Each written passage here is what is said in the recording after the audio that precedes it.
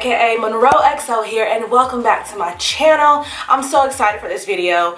A while ago I did a video about what it's like to live in England from an American perspective, and I got loads of questions of how I'm here. So this video, as you can see by the title, is how I got my UK marriage visa. So if you want to know how I got it, just keep watching.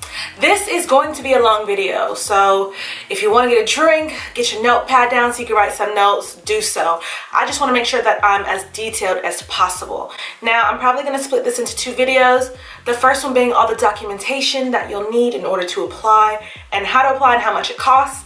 And then the second video will be how I set up everything, how long it took, my actual experience and thoughts and stuff like that. So let's go ahead and get into it because it's already going to be a long one. So for those of you who are new here, me and my husband have been together 5 years. He's English, I'm American. We were both working full-time jobs. He was working full-time here in the UK and I was working full-time in the US. We were not self-employed. We got married a month before we applied for the actual visa. So hopefully if you're in a similar situation to something that's kind of like our situation, this video will help you. I just want to throw a little disclaimer in there. This is what worked for us. I'm not saying that this will work for everyone, but it definitely worked for us, and if I can do anything to help ease you guys through this situation, because it was really hard for us, I want to be able to be that person to help you. Okay, so right now I'm just going to run through a list of the things that you'll need for your application, and everything will be below in the description box. So if you're missing this right now, I got you. For the application documents, you're going to need the sponsorship undertaking form. You're going to need your husband or wife's UK passport. That's either a certified copy or the actual passport. You're going to need your US passport. And then let's go ahead and get into the relationship documents you'll need. You'll need your marriage certificate, obviously for a spouse visa. You'll need evidence of your relationship. Now for us, this included flight ticket stubs, itineraries, hotel stays, photographs of us on these holidays and vacations, stuff like that. Evidence of your communication, which includes telephone records, text messages, which was really hard for us because we both have iPhones and iPhone doesn't really keep a record to print off like that. So if you're just starting your relationship and you think it may end in marriage, I know that sounds a bit psycho, but try to keep proof of all of your communications together. What really helped us was we've been emailing each other since the beginning, so we had loads of emails with music and pictures and just everything. IMs, DMs, anything that's a form of communication. We both submitted statements confirming our relationship, and this basically said like where we met, how we met, when we began dating, when we got married, when I first visited the UK, when he first came to America to visit me, stuff like that. It just basically goes over all the key dates of your relationship. And then you need letters confirming your relationship from friends and family. We were lucky enough to have, I think James' dad wrote a letter, my parents wrote a letter. We had friends write us letters and stuff like that. Their letters just confirmed our relationship as well, saying when they met me and when I met them and stuff like that, along with their contact details in case anyone had to contact them from Sheffield to confirm our relationship. Then for the fun part, no really, this wasn't fun at all. The financial document. So in order to apply for the UK spouse visa, which is what we did, your partner has to be able to show that they make over £18,600 a year. So obviously you have to back this up by showing the financial documents required. One, you need a reference letter from your job, confirming your employment, confirming your salary, confirming the date you started, what kind of contract it is, if it's a fixed term, if it's permanent, if it's from an agency, stuff like that has to be confirmed through your job, certified. Oh, also, make sure for that letter it's dated no more than 28 days before you decide to apply for your visa.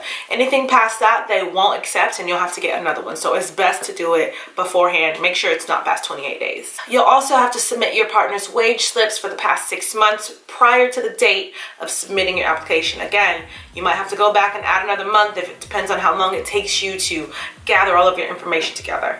You'll also need certified or original bank statements confirming receipt of all the wage slips each month that you get that have been deposited into your bank account. And the last section of documents I'm going to talk about is accommodations. For us, we were just buying our house, so we were able to use our mortgage agreement. If you're not in a house and you're renting, you could use your tenancy agreement.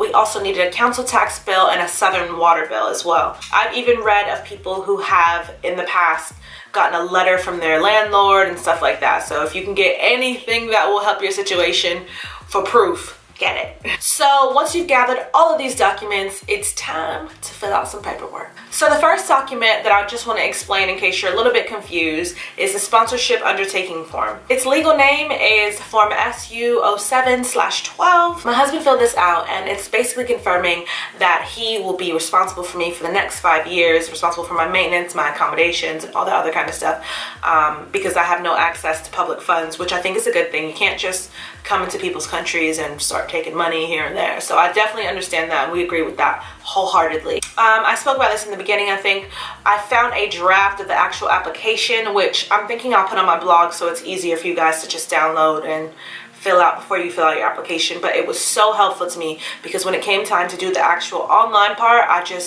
it was a breeze. So if you can, fill out the draft of the online application before you even start to bring it up online.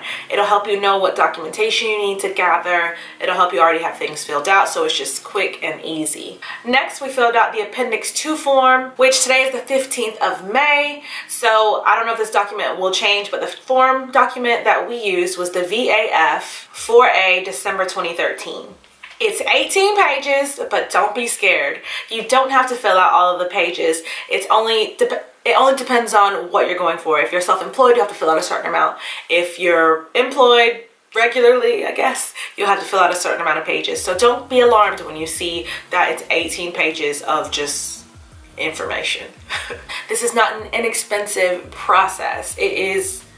It gets expensive. So the first thing I had to pay for was my NHS fee, which was £600. Then you have to pay for the actual visa, which was, I don't know it in pounds, I know it was like $1,991. I think that's what it was. And then we also paid for priority service because we didn't want to wait a long time. At the time that we applied, people were waiting for over 6 months, and we just want to be back together as soon as possible. So the priority service was $749. You have to pay to send your documents off, and you also want to get your documents back quick, so you kind of want to use priority UPS shipping. So it definitely adds up. I think I paid maybe $250 worth of UPS. So in total, it wasn't cheap. It wasn't cheap at all, my friends. So next week's video, I'm going to talk about how I paid for my application, how I filled out my application, how I made my binder together with all of our information to send off to the Sheffield offices, and all the nitty-gritty, how it felt, how long it took, the agony of waiting. All that stuff will be covered in next week's video. I hope you guys enjoyed this. Always, always, always remember to spread love, inspire others, and strive for greatness. If you have any questions, let me know below in the comment section, and I'll try my best to answer them as soon as possible. Thank you so much for watching. Bye.